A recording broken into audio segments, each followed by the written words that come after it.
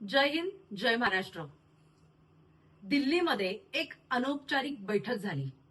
ती खरं पाहायला गेलं तर इंडिया आघाडीची किंवा महाविकास आघाडीची कोणतीही प्रोटोकॉलची मीटिंग नव्हती. त्यामुळे आसन व्यवस्थेचा आणि आसन व्यवस्थेच्या प्रोटोकॉलचा इथे प्रश्नच उद्भवला नाही. परंतु 7व्या रांगेत उद्धव साहेबांना बसवल्यामुळे किंवा ते स्वतः बसल्यामुळे खरं तर सत्तेतल्याला मात्र खूप गुदगुल्या झाल्या.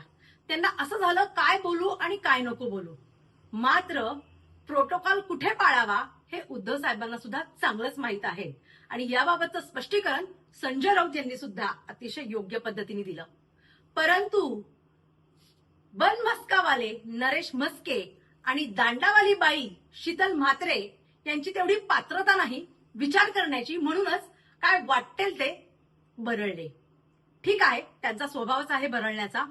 परंतु आशिष शेलार मात्र म्हणाले की हा तर महाराष्ट्राचा अपमान आहे.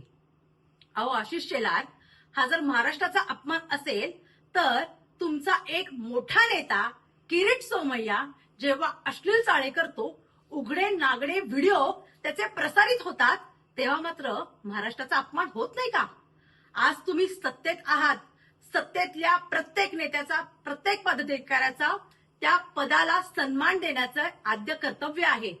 हे सगळं बाजूला सोडून तुमचे बरेच पदाधिकारी, बरेच नेते हे कायम अश्लील चाळे करण्यात गुंतलेले आहेत. असेच त्यांचे व्हिडिओ सतत व्हायरल होत आहेत. तेव्हा मात्र महाराष्ट्राची लाज निघत नाही, महाराष्ट्राचा अपमान होत नाही. त्यामुळे आशिष शेलार, स्वतःचं ठेवायचं झाकून आणि लोकांचं बघायचं वाकून ही पद्धत बंद करा. आधी स्वतःच नीट सांभाळा, स्वतःचीच इज्जत नीट ठेवा, मग तुम्ही इतरांना इज्जतीचा आणि अपमानाचा डोस पाजा. आमचे उद्धव साहेब या सगळ्यासाठी कणखर आहेत आणि आम्ही त्यांच्या मागे ठामपणे उभे आहोत. जय हिंद, जय महाराष्ट्र.